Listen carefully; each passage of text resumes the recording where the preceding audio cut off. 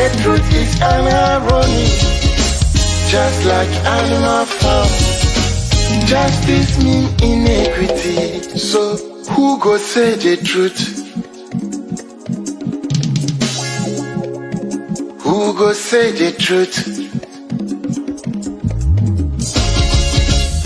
Christian can say silence, Islamic leaders silence, kings and queens silence, traditional leaders silence. So who go say the truth? We are them go get so confused the call. Now by area why no better. We are them go get so confused the call. One guy's out here why no better. Who go say the truth? Who go say the truth? Oh, he need it now, see what's at this one. Now your friend on a nine come at them. Only papi obeka nice and beer. So I want one bet you two. Everybody was afraid. And when Tina to my cottage again, once my boy dumping one and I cheat. But who go tell the truth? Nanai or say me. Nanso bien person beka wasam because everybody is afraid. Anya safwe muayini. Akuku trofo nyina dalima. And who go say the truth? Obiaja konson so to grow mansa to me bia kakobrafo. Efo anyina ye. Efo wanyina ye. Na so kutrata down na so bidia bako why no keke. Afene fo be mane mo piafo efo ne cross on my mo. Anya safwe muayini. Akuku trofo nyina dalima. And who go say the truth? Abaya di bote chino. Yedi bi bebo nyande bi. Kachisa would your mouth pipinuma. Would your mind never shine a frafonsa? But who go tell the truth? TUC, silence, even journalists, silence. So then who go say the truth? Right is right, wrong is wrong, no matter how you justify. You say you wanna get rid of corruption. Someone want to help you. Now the person become your target. Jobless, no they mean senseless. Poverty, no they mean useless. One day, them go resist.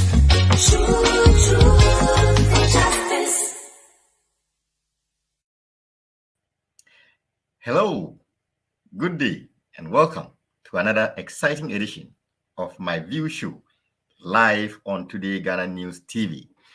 It depends on wherever you are watching us from. If you are watching us from the Americas, I guess it's good afternoon. If you are watching us from Africa or the Europe, maybe it's good evening. And if you are watching us from the Far East, it's probably good morning or late night.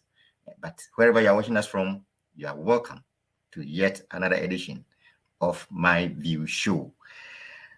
Last week, we scratched on a particular topic a little. Before that, we had been on a journey whereby we took you through democracy. What happens when citizens do not participate in democracy? We built our way up to what happens when people or citizens participate in democracy but not fully, and the consequences thereof. This week, we are building on that, and we are moving yet another step forward, taking a broader look at the West African sub-region and what is happening there. And if you are our regular viewer or you are joining us for the first time, congratulations. If this is the first time you are joining us, if you're a regular viewer, you know that every week at the beginning of the week, on Monday evenings, we are your favorite station that serve you the best dinner in town. The best dinner that lasts you throughout the week and make you yearn for more in the coming week. And this week, we have a sumptuous meal for you. What is our meal this week? This week, we are exploring the topic of democracy further, and we are taking a critical look at the West African sub-region to see,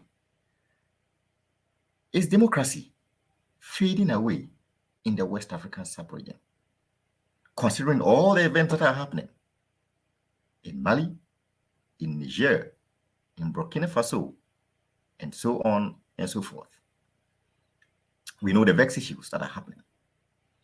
But this situation demand further examination, further disentanglement to unearth what the issues are, where they have come from, and where they are likely to lead to.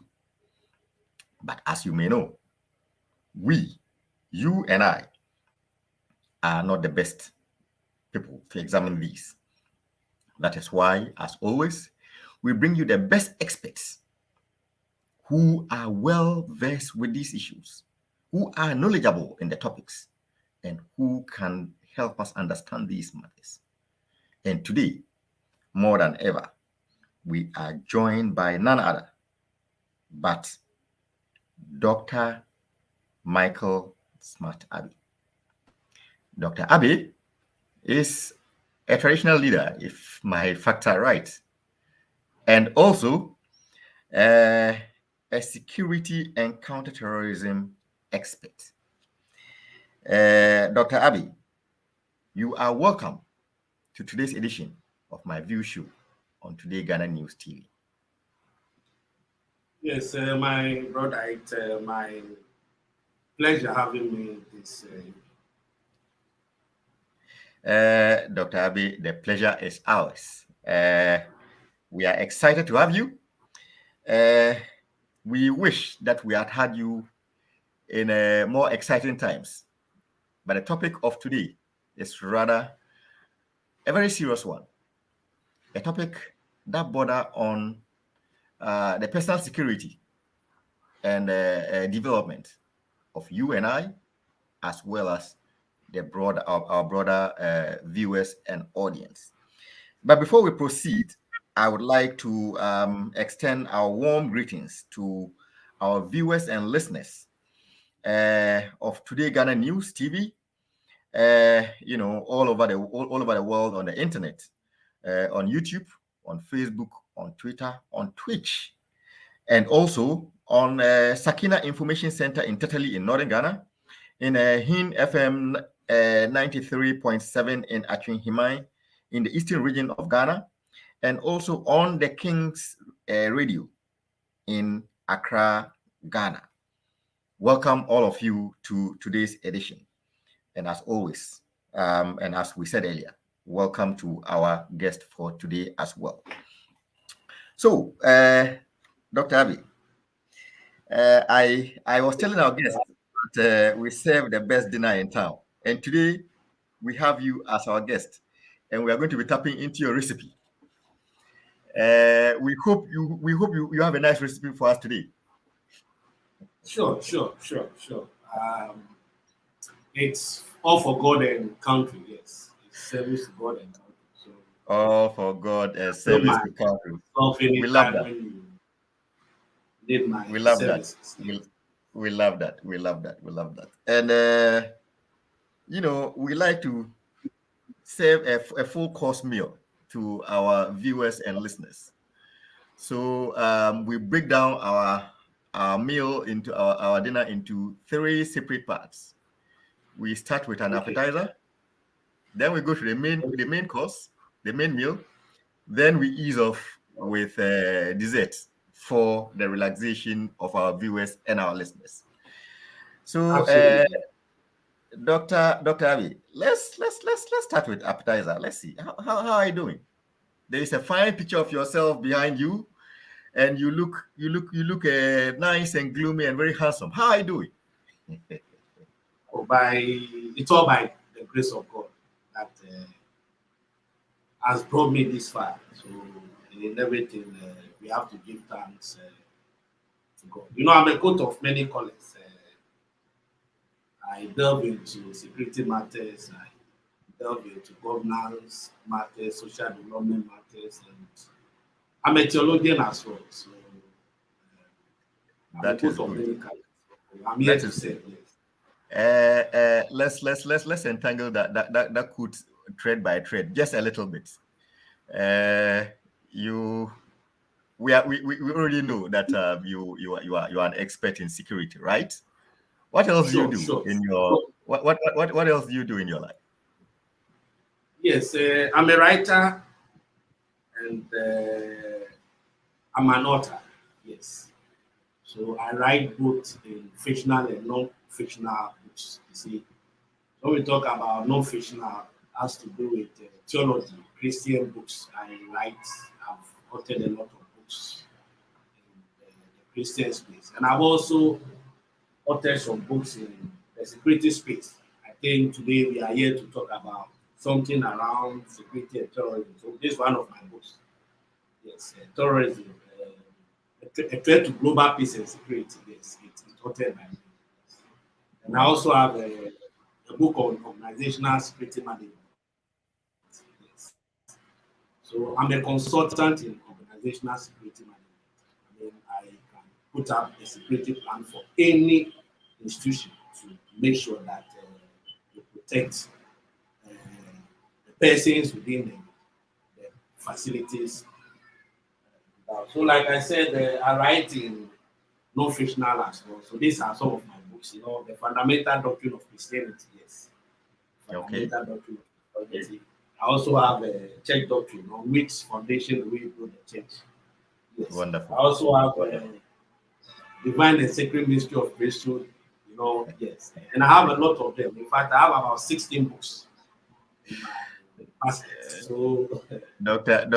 Abe, you and are I'm busy. organizational security uh, management. Yes, if I should put it. Yes. Dr. Abe, you are a busy man. Uh, books is what I eat. Yes. Wonderful, wonderful, wonderful. And We I'll are be re- too. we are really very pleased to that you've been able to make time to join us this evening to examine Yes. this very important matter. I haven't spoken about you. I would like to know, because our audience and viewers are global. We would want Yes. to have a feel of the environment where you are. How is Accra, Ghana, and West Africa generally? Well, I mean, broadly. the feeling around Accra, specifically the West African enclave, is not the best anyway. I think there is some level of economic hardship, yes, within our terrain. And our leaders have always attributed it to this Russia-Ukraine war. Whether true or not, I cannot tell. And then they've also attributed it to the COVID crisis. Yes. But then the situation of on the ground is not that good in terms of governance and leadership. We are hoping that some sovereign state within the West African Union would sit up and implement policies that will have direct impact on the sustainable livelihood development of the people. Because as it is, you know, governance is about social contract, civil power, and then civil society. The relationship is that it is people's power that puts them there. So if people give their sovereignty to you to hold forth, you also have to return what they have given to you by providing them with better, condition of life, policies that would improve the living standards of the people, and then policies that would address probably the economic shortfalls in order to bridge the gap between civil power and then how do you call it, civil society. So we have to let our people know that sovereignty rests in the what? Authority of the people. That's why the constitution of every country, the first chapter, will tell you that sovereignty belongs to the people. The sovereignty is people's power. If you're a president or if you're a leader of a country, it is not by your power and it is not by your might that you got there. It is people's power that sent you there. So we have something we call social theory of need.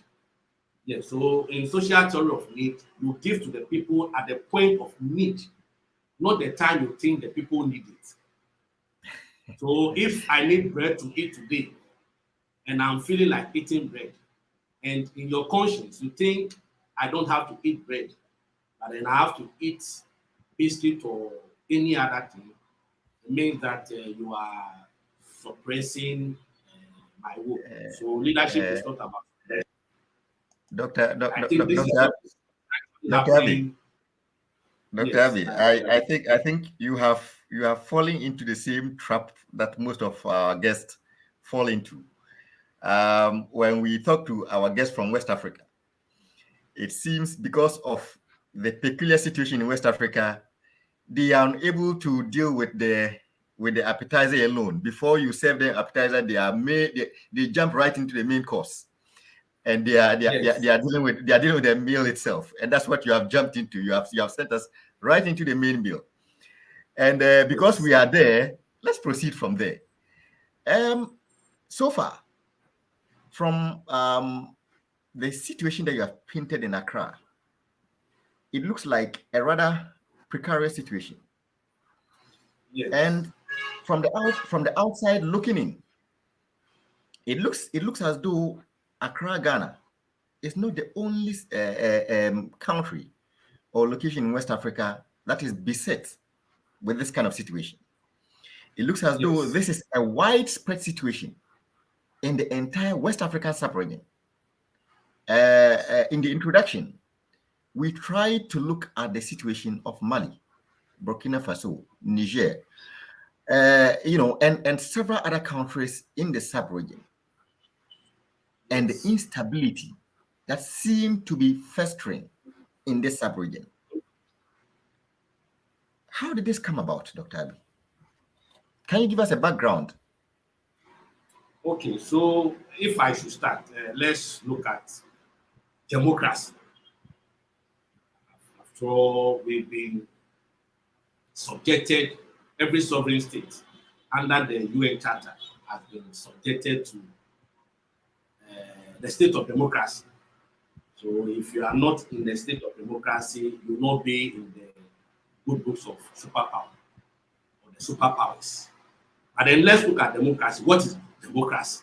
Let's define it first, and then we can delve into it. So all other portals will tell you that democracy is what? Government of the people.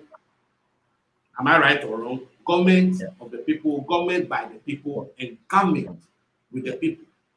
Yeah. You understand me? So it is of, it is by, and it is with.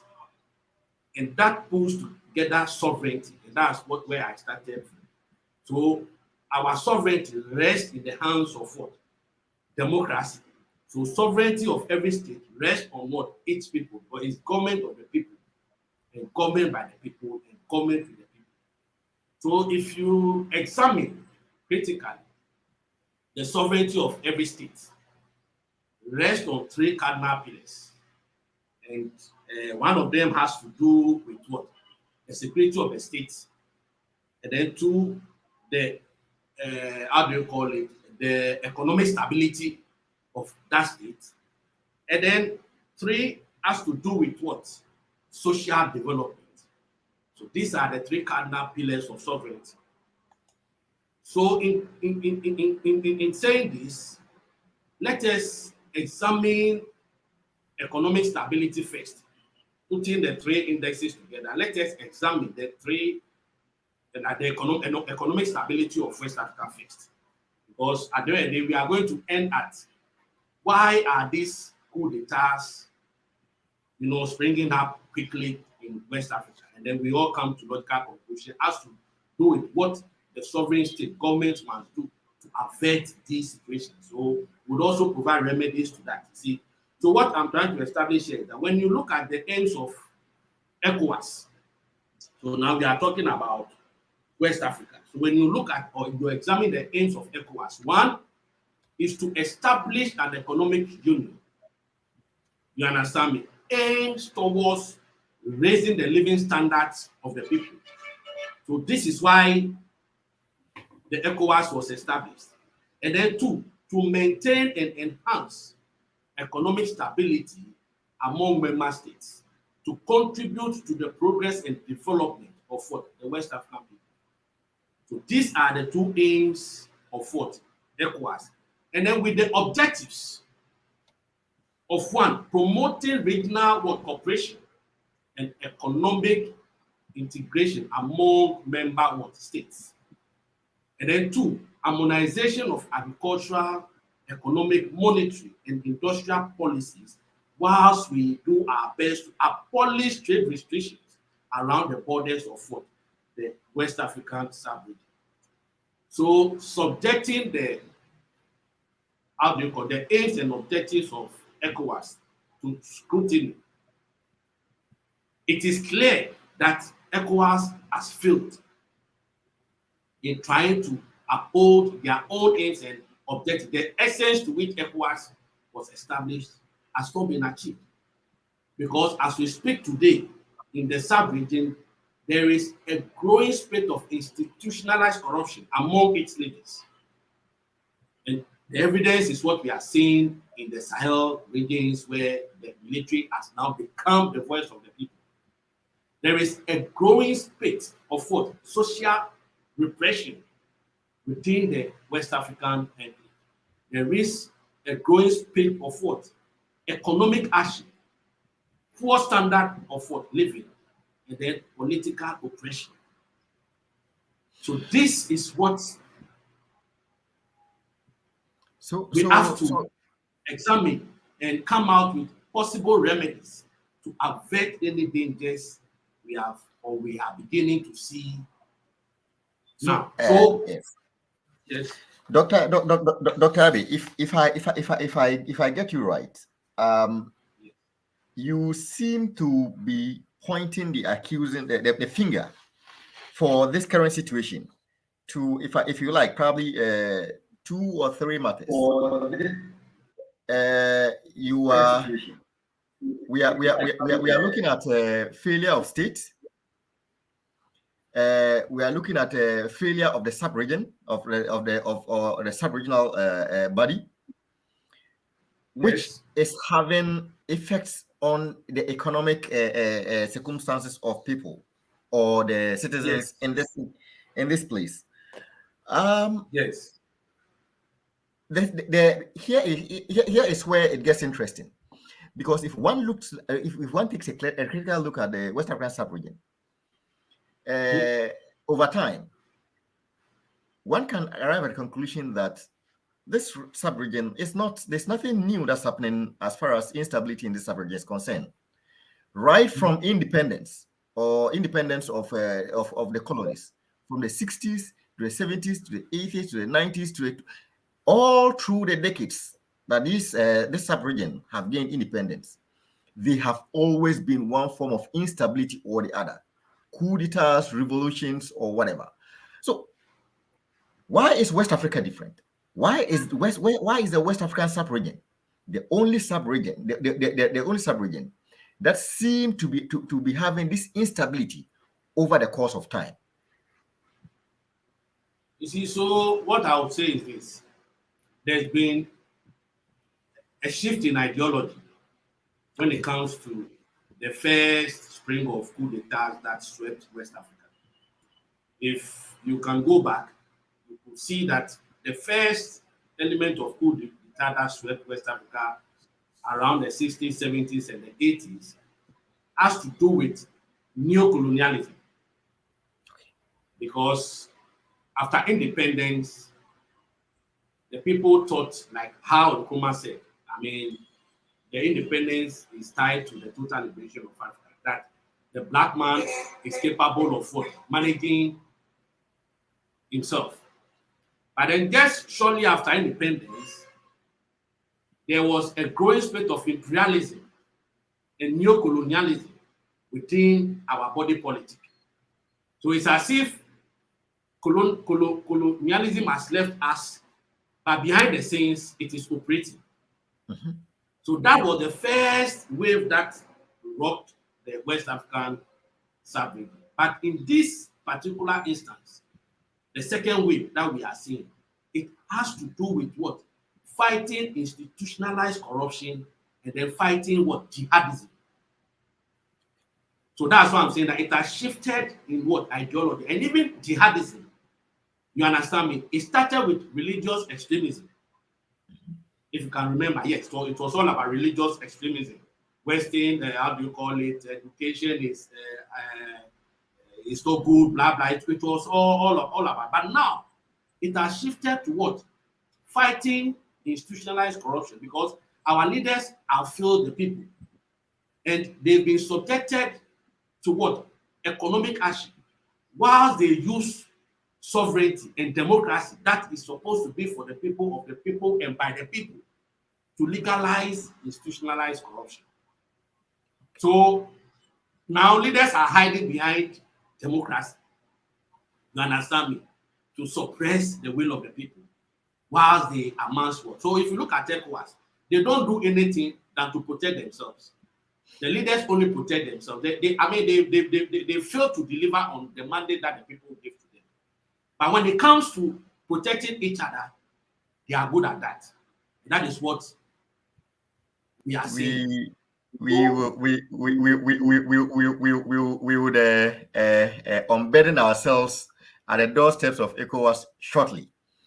But before we do that, it looks to me, you have rightly hit the nail on the head, that the narrative in the West African sub-region have been evolving over time.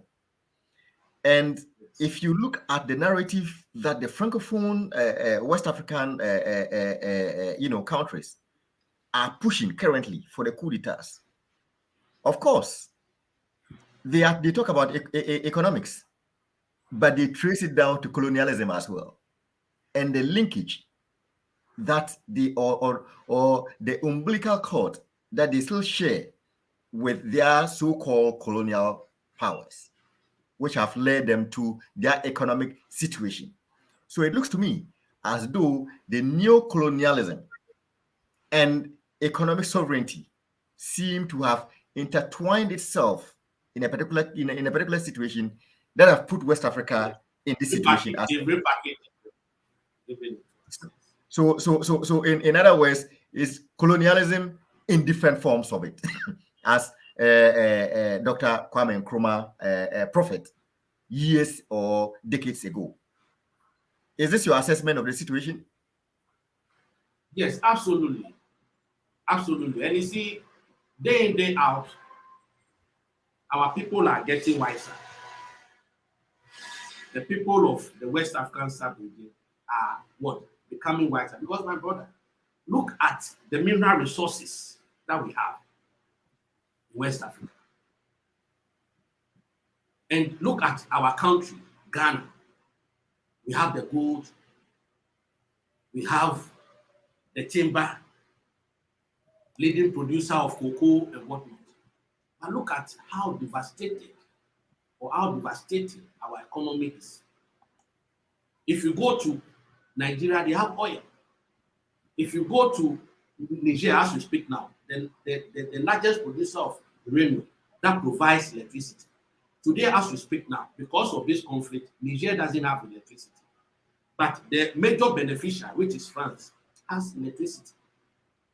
So what we are trying to say is that our people are getting wiser day in, day out. But they've seen that people have used political power to amass wealth for themselves.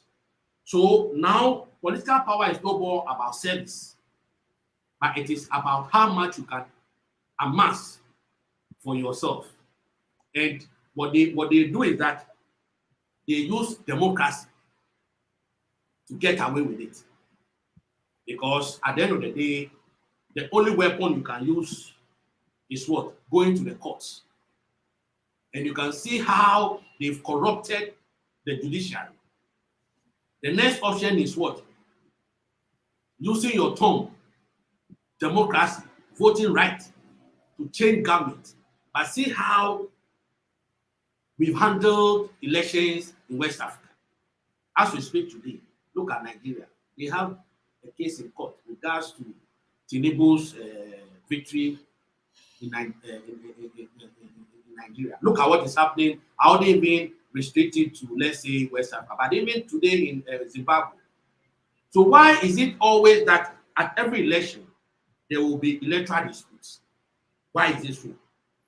Because our leaders have used corruption, have used democracy to cover up their corruptive act that has suppressed the masses in terms of economic balance, in terms of social repression, in terms of how do you call it, political oppression, in terms of institutionalized corruption. So what we are saying is that a day will come, like Karmas quoted, that the oppressed class shall overcome the dominant class in a revolution, and a classless state shall what? Be established. That's what we call the socialist revolutionary theory. And practically, we are beginning to see these things on the grounds. Because what it means is that for the military, their duty is to protect the territorial integrity of what? The very country they work for. And they have to bring sanity to the system, taking powers or authority vested in them by the commander-in-chief of the armed forces, normally which is the president.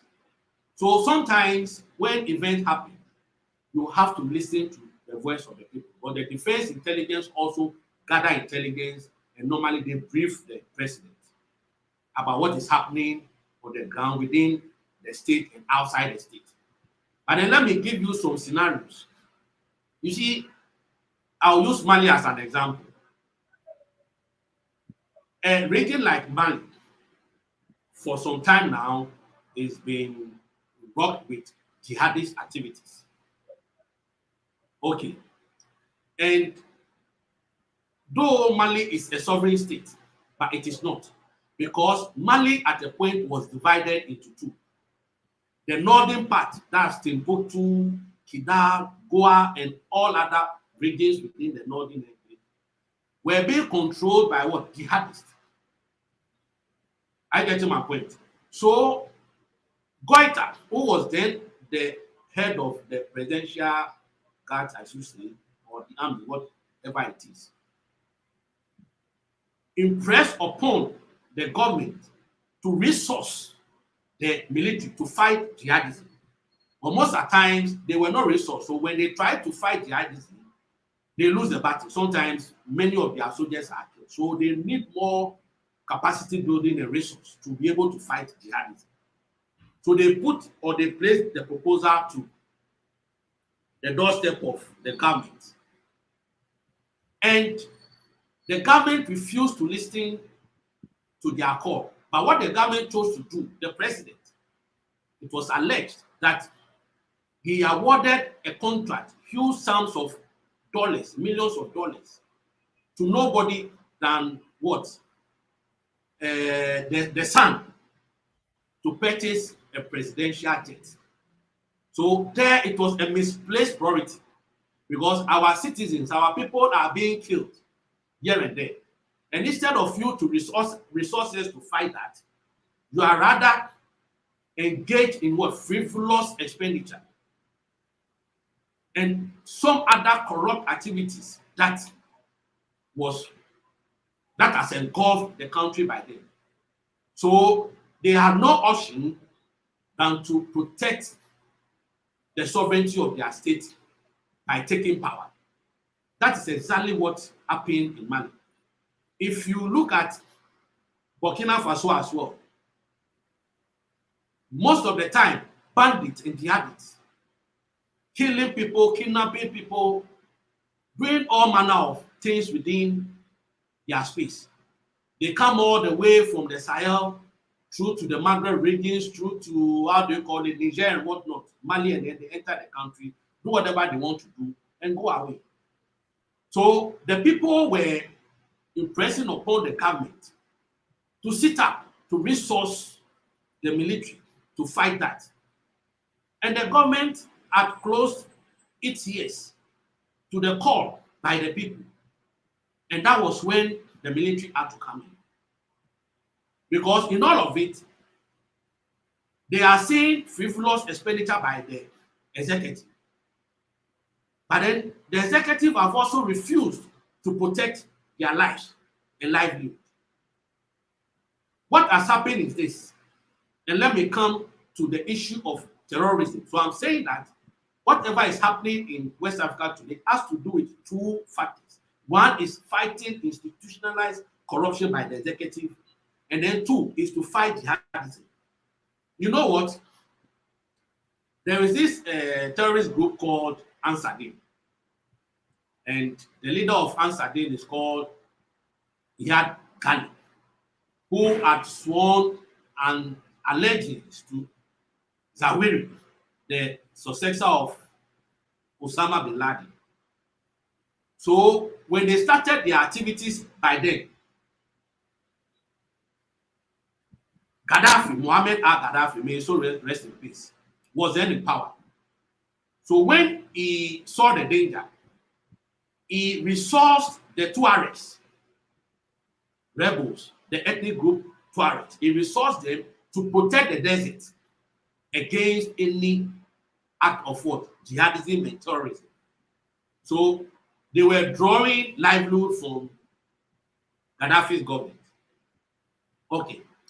So lo and behold, when Gaddafi was ousted, that was when these terrorist activities became rampant in West Africa. Because now the Tuaregs broke loose with their weapons and ammunition and whatnot. But they have nobody to rely on and they have nowhere to go.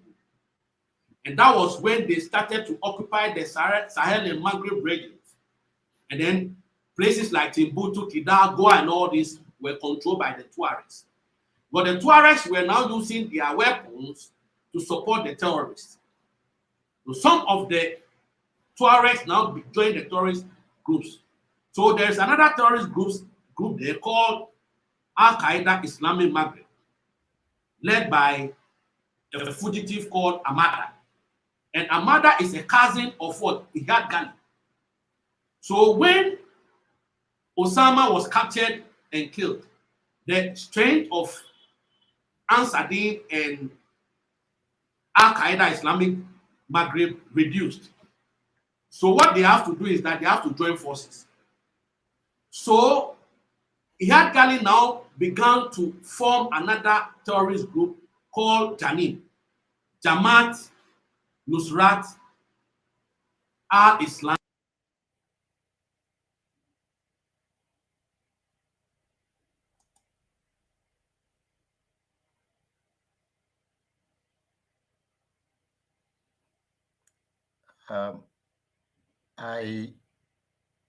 Hello, Dr. Abbey. We seem to have lost. Hello, Dr. Abbey. We seem to have lost sound. I have no idea. Maybe my producers would rectify that. But just before we lost sound, our guest, Dr. Smart Abbey, was taking us through the situation in West Africa. He has painted a picture of the state of security, not only in terms of democracy, but in terms of terrorism and counterterrorism, as it is in the Sahelian sub-region, and in West Africa at large. He tried to take us through all the things that have been happening and all the individuals that have been engaged in the security situation in the Sahelian region as thus far. Welcome back, Dr. Smatabi. We lost you briefly, but just before you proceed, you have given us a very, in fact, a detailed background of what the security situation in West Africa is. I would like to also draw your attention to the fact that in all of this, the sub-regional body has not sat aloof.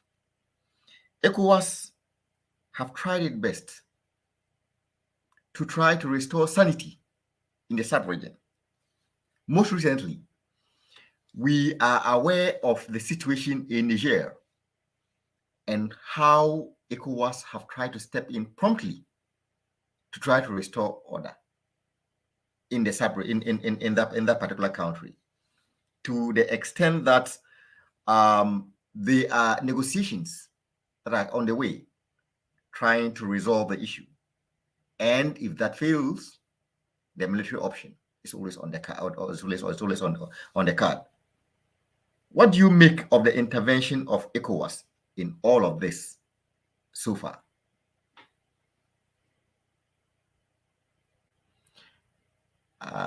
I think we still have I think we still have a problem with our sound. I think we still have a problem with our sound. So I guess a producer would work on that. But while he's still working on that, we will take some messages from our viewers and our audience. So we have Ghana Ahimfie. You see, good evening, my people. You are watching from Achim Osei in Eastern Region. Then we have another message from Asem. We have another message from Asempahene Boachi. Asempahene Boachi says, my greetings goes out to you and your guests. West Africa is really in crisis, watching from Achin Hima in the Eastern region. He's watching from the Eastern region. Thank you very much. NDC Diaspora Union says a powerful and dedicated submission by Dr. Smart Abi. Yes, it's really a powerful submission by Dr. Abi. We have another comment from Kwaku Adi. Kwaku Adi says he's watching us from Amsterdam in Holland. We hope you are doing well, Mr. Adi from Holland. Mavis Boateng says she's watching us on YouTube from Lisbon in Portugal. Thank you very much, Mavis, for doing the watching as always. Robert Kimpi says, I am not surprised France is backing out of Niger. Africans are widely awake. Greetings, brothers, watching from Paris, France. Robert, thank you very much for your comment, and we hope you are doing well in Paris, France. We have another comment from Nana Tafrim. Nana Tafrim says, shout out to Sakina Information Center listeners in Tatali, Northern Ghana. Indeed, our warm regards to all our listeners in Tatali in Northern Ghana. We have another comment from Eddie Nikwe. Eddie Nikwe says he's greeting Dr. Abi and he's thanking you for your great submission. Osei Superior, a regular viewer, he says interesting subject with a powerful guest. I have been reading his articles on Ghana Web, and he's watching us from Barcelona in Spain. Osei Superior, thank you very much for doing the listening. Alice, Katuli Alice, Katuli Alice, he says she's nice watching, bro. We are happy that you're able to join us, Alice, and we hope you and the good people of Upper West are having a good time. Thank you very much for doing the watching or the listening. We have a Continana. Continana says, Doc, you are right. ECOWAS leaders are useless. They are only protecting themselves. Watching from Warsaw, Poland on YouTube. Thank you very much, Kontinana, for doing the watching. Tieu Monica. Tieu Monica, thank you for watching, and you say your greetings from Aachen. Thank you very much, Monica, for doing the viewing in Aachen, in Germany. We are grateful that you were able to make time to join us. We are rejoined by Dr. Abi. We hope that our sound issues have been corrected and that our viewers and audience can hear you properly. So before we lost you briefly, we were trying to draw your attention to the fact that the sub-regional body, ECOWAS, is trying its best to restore sanity to the sub-region. And we can see the effort of ECOWAS by its recent activities following the events in Niger, and how it's leading negotiations and actually putting military intervention on the cards. We want to know, from your expert point of view, what would be your assessment of the approach of ECOWAS in this whole situation in West Africa? Oh boy, I think our sound is still not working. I think our sound is still not working. At least I don't get the feed. I'm not sure whether it's just me or it's a general problem. But what we are trying to find out from our guests is to try to see his assessment, expert assessment of the intervention of ECOWAS in the situation of West Africa, considering the instability that has bordered this sub-region for a while. As our guests have tried to make us understand, or as he painted a picture for us, this situation in the ECOWAS sub-region is not new. It's something that has persisted over time, and the narrative has evolved from colonialism evolving to neocolonialism, whereby the situation seems right now to be more economic than colonial. And at the beginning of the program, our guests tried to lay the foundation by trying to make us understand the mandate of ECOWAS and what ECOWAS has set out to do. He has tried to make us understand the political, standpoint of ECOWAS, the economic standpoint of ECOWAS, and the social standpoint of ECOWAS in all of its affairs and all of its dealings, and what ECOWAS is supposed to help its citizens attain in each of these dimensions. In all of that, his opening submission seemed to have pointed to the fact that ECOWAS seems to be failing its citizens.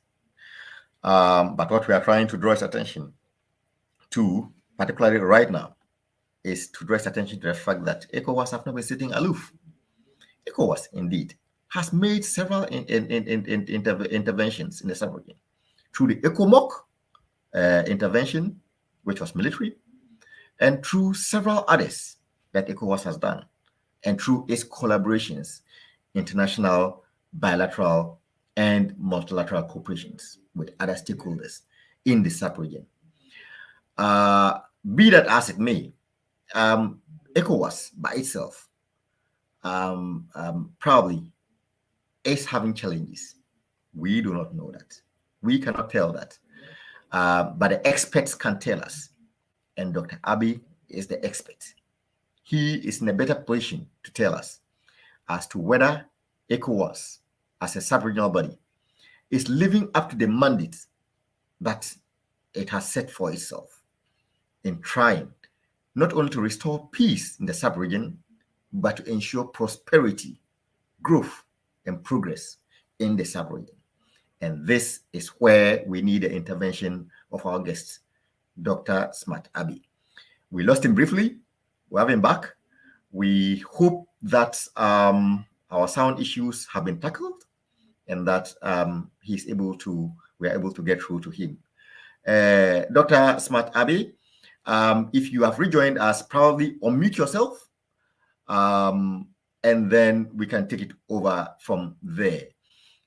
So, what we would like to know, or what I and my listeners and audience would like to know, is what your assessment of the intervention of ECOWAS have been throughout this period. What do you make of the intervention of ECOWAS? I think that if ECOWAS had conducted a thorough defense intelligence within the sub-region, they wouldn't have opted for any military intervention. The issue is this: ECOWAS is interested in finding out the reasons for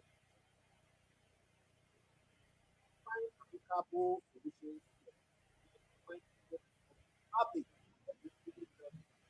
I narrated the things on this platform. And the mandate of ECOWAS and the reason why ECOWAS was established does not in any way have any military charter in their treaties. You can examine the ECOWAS treaty. You can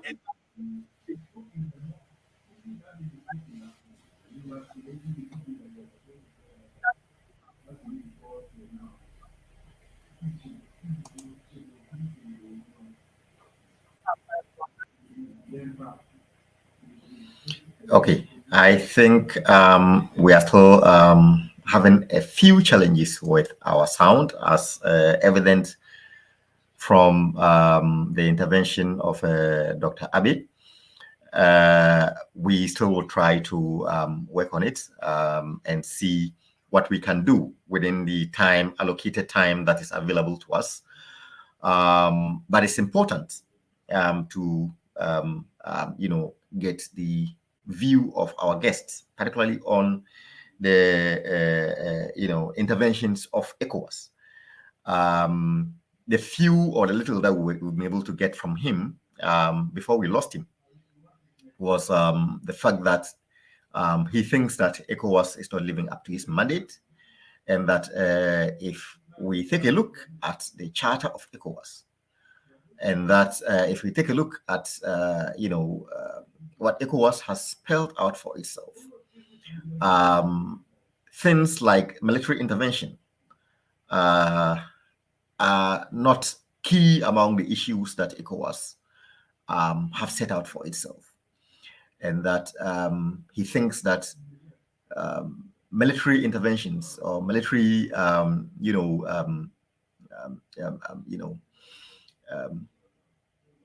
interventions basically not things that ECOWAS should bother itself so much about. But if military interventions are not should not preoccupy ECOWAS, we would want to know from Dr. Smart Abi what he thinks are the things that ECOWAS should bother itself with, if ECOWAS should not be preoccupied with military interventions. And fortunately, we have Dr. Smart Abi back online. We are hopeful that this time around, our sound have been sorted and that we can hear him loud and clear. So, Dr. Smart Abi, welcome back. Yes, it's my pleasure. But can you hear me clear? Yes, now we can hear you. Okay, all right. So, good. I have insisted that ECOWAS itself doesn't have a military might, and they shouldn't dare to say that they are going to invade Niger with a military might. That should be a thing of the past. Because as we speak now, what is the military strength of Ghana? What is the military strength of Gambia? I'm told it's within the region of 2,000. How many military officers can Gambia deploy to Niger? Likewise, Sierra Leone and some few countries who wanted this military intervention. The issue is that it is not easy to fight at the Sahel. It seems people don't understand what we are. We are talking about the desert. And these people are strong in their territory. I can assure you. And the whole issue is that they've probably secured their borders. And they've gotten assurances of support from Guinea, from Burkina Faso, from Mali, and some countries that doesn't want to show their faces. Meaning these countries share borders with each other. The issue of northern Nigeria is a no-go area because they are in solidarity with the people of Niger. So how are we going to enter Niger? Is it by air force, or is it by ground force, or is it by what? The sea. Even as we speak today, I can tell you on authority, Ghana doesn't have air force. Ghana doesn't have a military might that can drop one missile from the air onto the land. No. I bet today for somebody should tell me. I get my point. So it is not just putting up people together to go and die. Because you see, the coup in Niger was bloodless. Nobody died. But for sure, and rest assured, if there should be any military might or military intervention, people will what? Definitely die. So is that the solution? You want to restore democracy in a country called Niger. Fine. The issue is that nobody supports a coup. Let me state emphatically. Nobody supports a coup because democracy has proven to be the best system of governance. It is only quite unfortunate that in our part of West Africa and probably Africa, we have used democracy for the good of the leaders, not the people, unlike the West and the East. They apply democracy to the core. They apply the social contract to the core. So we know that democracy is the best system of governance. But now, the situation at hand requires tact and principle. We need a conflict resolution that will provide the results of what? Win-win situation. It is not a win-lose situation. And you cannot threaten a military junta. It can never happen. Yeah, Dr. Smatabi, because of our issues with sound, we seem to have run out of time. But we would need a very important intervention before we run out of time. You asked a rhetorical question, and we'll put it back to you. Is that you asked, is that the best solution? We are putting it back to you. Yes. From your expert point of view, what would you say, or what would be your recommendation as the best approach to this situation in West Africa? How do you think this should be handled? Okay, if the military regimes could return to civilian regimes, and let me use Niger as an example, then you don't threaten the military junta. You must implore the services of a foreign envoy because it's clear that ECOWAS has failed. They started with military intervention. So ECOWAS cannot deploy any foreign envoy to Niger for them to listen to that envoy. So it has gone beyond ECOWAS. So now the UN and other international organizations can step in to deploy a foreign envoy that can probably, devise a way of diplomacy and dialogue to talk to, the junta to return the country back to a civilian rule. But the issue is that diplomacy is a process. It is not force and it is not coercion. But the issue here is that then you must provide an exit plan for the military junta. So it is clear that if the country has to return to civilian rule, the junta must exit the country.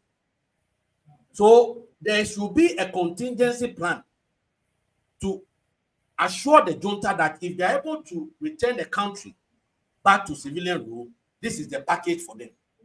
will give you an exile opportunity in probably, if it is Ghana, if it is Belgium, if it is France, whatnot, it is also there. But then, if the military junta hands over power to a civilian government willingly, it means that their action already is a treasonable offense. What they have done is a treasonable offense if they are to be tried by court martial. And the law in Niger is that if you commit any act of treason, you will be what? Exterminated. You will be executed.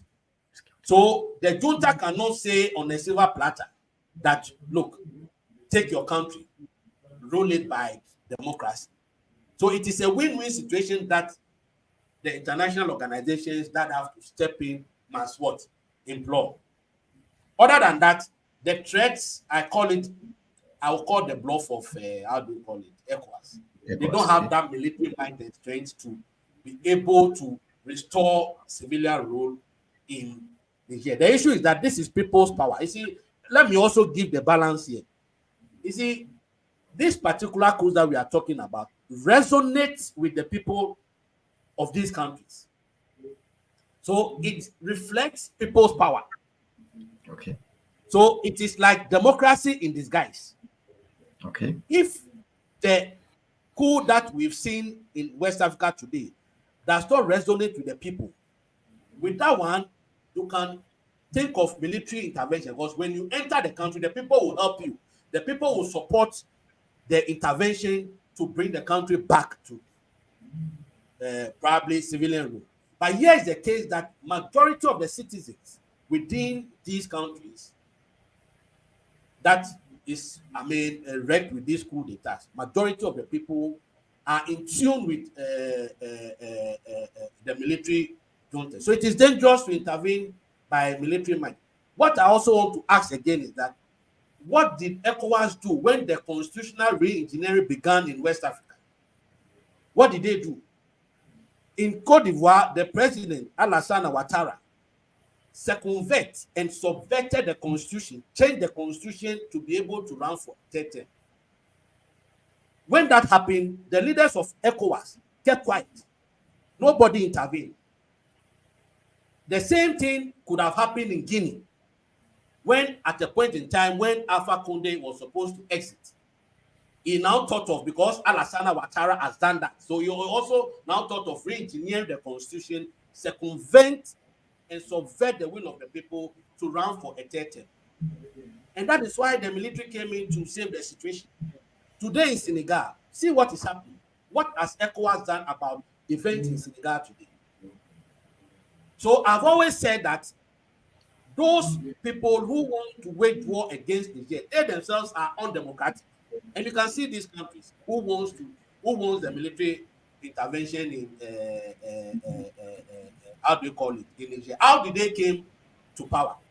Alassane Ouattara, how did he come to power?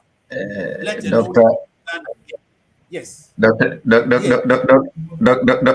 Avi. Normally we try to send our guest or our audience away with dessert, which is usually something sweet.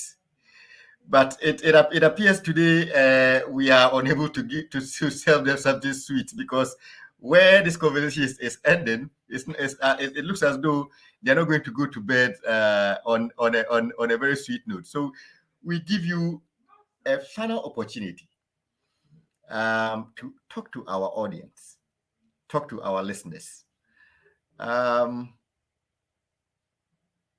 Is there a way forward?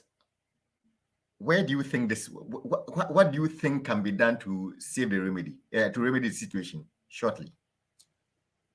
Okay, the junta have come out to say that they should be given 3 years to restore the country back to normalcy, to democracy.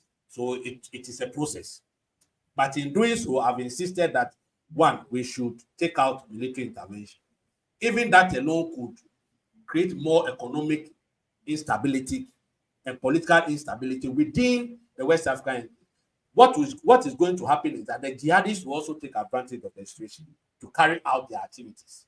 Because the jihadists like that, you see, it happened in Syria when the CR pricing started. Then the jihadists also entered. That's where we had the ISIL and ISIS and all this, also killing recklessly and all of that. So the military intervention is not an option. They should get a foreign envoy. And that foreign envoy should not come from ECOWAS appointment, because ECOWAS has lost its credibility in terms of handling this situation within the West African sovereignty. So UN or other organizations or European Union can probably appoint an envoy to come and talk to the junta. And in the discourse, it should be win-win, like I said. So the win-win should be that what is the exit plan for the junta? You must give them a package that will be satisfactory. You must give them a package that will resonate with the people on the ground. Because when you bring a package that the people don't also agree with, the junta will also not probably subject themselves to such a package. So it's all about diplomacy, it's all about dialogue, and it's all about, how do you call it, a conflict resolution using the win-win approach. Yes. So viewers, listeners, audience, you've heard it from our venerable guest, Dr. Michael Smart-Abbey. He says it's all about win-win. It's all about democracy. It's all about dialogue. It's all about bringing a resolution to the issue. He thinks to have the opinion, from his expert opinion, that military intervention would not resolve this. He thinks that ECOWAS probably have sold itself short in its approach in dealing with this issue. But in the overall scheme of things, our guests have made us understand that democracy is not the end to itself. That democracy is the means to an end, and that democracy ought to resolve or to arrive at a situation whereby it brings about an improvement in the living standards and living conditions of people. And that to the extent that democracy does not fulfill this, it breeds the ground for situations as we have it in West Africa. And so what is the solution? From the recommendations of Dr. Smart-Abbey, what he has told us at the concluding stages are the short-term interventions to try to resolve the situation. But the medium and long-term solutions to that situation is to bring about a situation whereby people are economically secured, whereby democracy brings about a change in the living standards and living conditions of people, which is the long-term solutions to dealing with the problems of insecurity in West Africa. And to the extent that that is not achieved, democracy would continue to be challenged, not only in West Africa, but to any other place in Africa and in the world in general. So, Mr. Politician, wherever you are and you are listening to us, power emanates from the people and is only handed over to the leaders to keep on behalf of the people and not to keep in their bosom. And that this ought to be respected and ought to be translated into good living conditions for the people. And I'm sure that having listened to this message has come out clearly to everybody. So until next week, when we come your way with yet another exciting topic and another exciting discussion, this has been MyView show on Today Ghana News TV, and we have been discussing the topic, is democracy fading out in West Africa? And we were joined, and we had the privilege of being joined today by Dr. Michael Smart-Abbey, who is a theologian, he is a traditional leader, and he is also a security and counterterrorism expert. And he took us through the discussions of today. So we say thank you to Dr. Smart-Abbey, and we are hopeful that when we call on him in the near future, he would join us And I'm sure that our viewers and our audience enjoyed his recipe for dinner today, and that they are calling on him to appear soon. So, Dr. Abi, when we call on you, we hope that you are going to respond to our call and to give us the sound education that we all need. Thank you very much for joining us today. My pleasure. Yes. Thank you. So thank you very much, and also thank you to our viewers and audience on Instagram, on YouTube, on Facebook, on Twitter, on Twitch, and on all your favorite social media networks. Also, thank you to our audience and viewers in Sakina Information Center in Teteli, in Northern Ghana. Also, thank you to our audience in Hein FM 93.7 in Achunhemai in the eastern region of Ghana.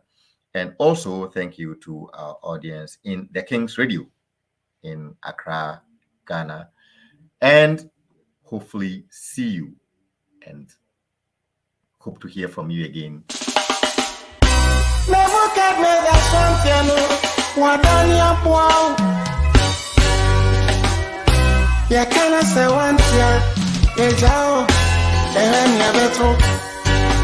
Mampam also untie so dogo binwa bem mampam also untie nani amuka nyina guna swati move swara mampam also